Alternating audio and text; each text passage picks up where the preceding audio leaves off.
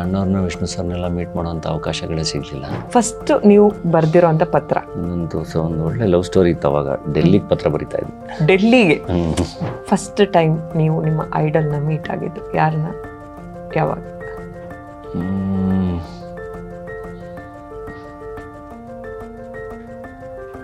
ಇಲ್ಲಿ ಅಣ್ಣವ್ರನ್ನ ವಿಷ್ಣು ಸರ್ನೆಲ್ಲ ಮೀಟ್ ಮಾಡೋಂಥ ಅವಕಾಶಗಳೇ ಸಿಗಲಿಲ್ಲ.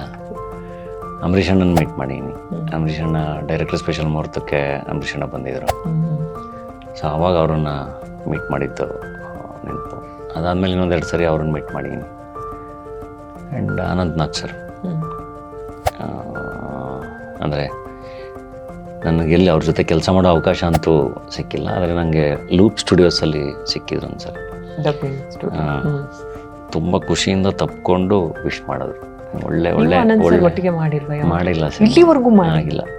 ಓಕೆ, ನಮ್ಗೆ ಏನನ್ಸುತ್ತಂದ್ರೆ ಈಗ ರಿಪೀಟೆಡ್ಲಿ ನೋಡ್ತಾ ಮಾಡಿದೀರಾ ಅನ್ಸುತ್ತೆ. ಇಲ್ಲ, ಹಂಗೆ ಆ ಥರದೊಬ್ರು ಕಲಾವಿದರ ಜೊತೆ ಕೆಲಸ ಮಾಡಬೇಕು ಅಂತ ಭಾಳ ಆಸೆ. ಬಟ್ ಆ ಥರದ್ದೇನು ಅವಕಾಶಗಳು ಬಂದಿಲ್ಲ. ಇವತ್ತು ನಾವು ಯೂನಿವರ್ಸಿಗೆ ಹಾಕ್ಬಿಡ ಅಲ್ಲಮ್ಮ ಸಿನಿಮಾದಲ್ಲಿ ಭರಣ ಸರ್ ಕೇಳಿದ್ರು. ಆಗ ಭಾಳ ಖುಷಿಯಾಗಿದೆ ನಾನು. ಬಟ್ ಅದೇನೋ ಅದರಲ್ಲಿ ಆಗಲಿಲ್ಲ.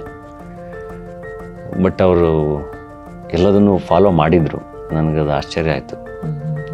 ತಬ್ಕೊಂಡು ತುಂಬ ಒಳ್ಳೆ ಕಲಾವಿದರು ನೀವು ಹೋಗ್ತಿರೋ ದಾರಿ ಸರಿಯಾಗಿದೆ, ಹಿಂಗೆ ಮಾಡಿ ಧನಂಜಯ ಅಂತೇಳಿ ವಿಶ್ ಮಾಡಿ ಕಳಿಸೋದು. ಸೂಪರ್. ಫಸ್ಟ್ ನೀವು ಬರ್ದಿರೋಂಥ ಪತ್ರ ಯಾರಿಗಾದ್ರೂ ಆಗಿರ್ಬೋದು, ಯಾವ ಥರದ ಪತ್ರ? ನಾನು ಫಸ್ಟ್ ಧನಂಜಯ ಅವರು ಒಂದು ಲೆಟರ್ ಬರೆದಿದ್ದು. ತುಂಬ ವಿಷಯಗಳು ರಿಕಾಲ್ ಮಾಡಿಸ್ತೀವ. ಇಲ್ಲ, ಹಾಸ್ಟೆಲಲ್ಲಿದ್ದಾಗ ಐ ಥಿಂಕ್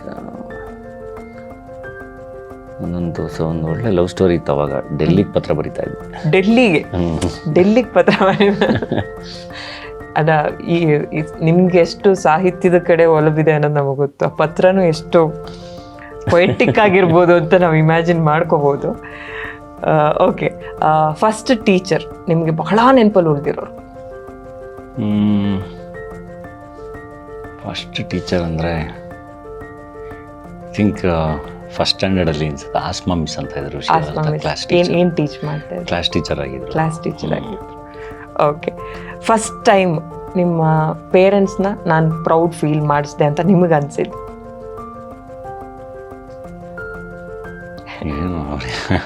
ಫಸ್ಟ್ ಟೈಮ್ ಅಂದರೆ ಈಗ ತುಂಬಾ ಯಾವಾಗಲೂ ರ್ಯಾಂಕ್ ತಗೊತಾ ಇದ್ದೆ. ಐ ಥಿಂಕ್ 7th ಅಲ್ಲಿ I was district topper public ಎಕ್ಸಾಮಲ್ಲಿ. ಸೊ ಫಸ್ಟ್ ಟೈಮ್ ಪೇಪರಲ್ಲಿ ಫೋಟೋ ಬಂದಿತ್ತು. ಫೋಟೋ ಹಾಕಿ ಸಣ್ಣದಾಗಿ ಹಿಂಗೆ ಹಾಕಿದ್ರೆ 7ನೇ ಕ್ಲಾಸ್ ಪಬ್ಲಿಕ್ ಪರೀಕ್ಷೆಯಲ್ಲಿ ಹಾಸನಕ್ಕೆ ಫಸ್ಟ್ ರ್ಯಾಂಕ್ ತೊಗೊಂಡಿದ್ದಾರೆ ಅಂತ. Okay, super. First job interview? ಇನ್ಫೋಸಿಸ್ತೇನೆ. ಅದು ಒಂದೇ ಜಾಬ್ ಇಂಟರ್ವ್ಯೂ ಮಾಡಿರೋದು ನಾನು. ಒಂದೇ ಜಾಬ್ ಇಂಟರ್ವ್ಯೂ, ಫಸ್ಟ್ ಇಂಟರ್ವ್ಯೂ, ಅದರಲ್ಲೇ ಪ್ಲೇಸ್ ಆಗಿತ್ತು. ಅದಾದಮೇಲೆ ಮತ್ತೆ ಕೆಲಸಕ್ಕೆ ಅಂತೇನು ಆಮೇಲೆ ಆಡಿಷನ್ಸ್.